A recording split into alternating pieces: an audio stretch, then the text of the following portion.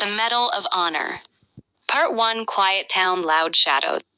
The town of Rosefield, nestled between cotton fields and rail lines in rural Georgia, looked peaceful on the surface. A place where kids still played in sprinklers and neighbors waved from rocking chairs, but beneath the southern charm, old wounds festered. Unspoken lines still divided the town between black and white past and present. Jeremiah J.T. Thompson, a decorated war veteran, had just returned to Rosefield after 20 years away. He moved back with his wife Alma and their teenage grandson Malik into the old family home. The porch sagged, but the soul of the house remained strong, just like J.T.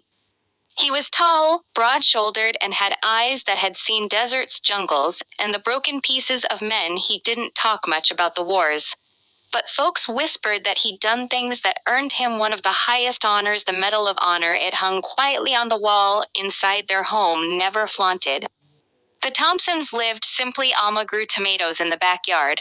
Malik spent his time sketching comic books and dreaming of college in New York, peaceful, until one humid night. Part 2. The knock. It started with a knock, 3 sharp raps on the door. J.T. rose from his chair, moving with the calm grace of a man who had faced danger and returned. Balma peeked out the window. Trouble, she whispered. Outside stood 6 men, faces twisted in smirks, Confederate tattoos, chain belts, and boots caked in red mud. The leader, a wiry man with a snake on his neck, stepped forward. "We just want to talk," he said insincerely. J.T. opened the door, but didn't step out. "Then talk. New folks in town.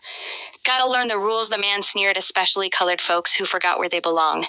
J.T. didn't flinch. "I've lived in this house longer than you've been alive. You lived, old man. Times changed." Malik came to the door. "Grandpa."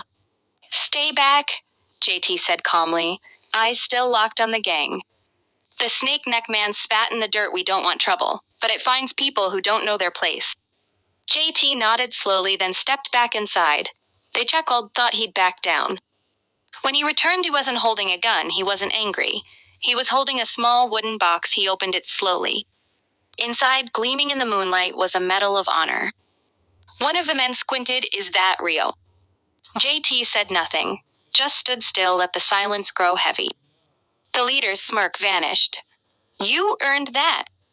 "Baghdad, 2004, J.T. said, voice like steel. "I carried 3 men out of a burning Humvee, took 2 bullets and kept going, saved a town when they said it was hopeless." The gang shifted uneasily. "Bled for this country, watched men die screaming, and I did it all for a flag you wear like a costume. I did it for people who hated me, and I'm not afraid of cowards." In the night, for a moment, nobody moved.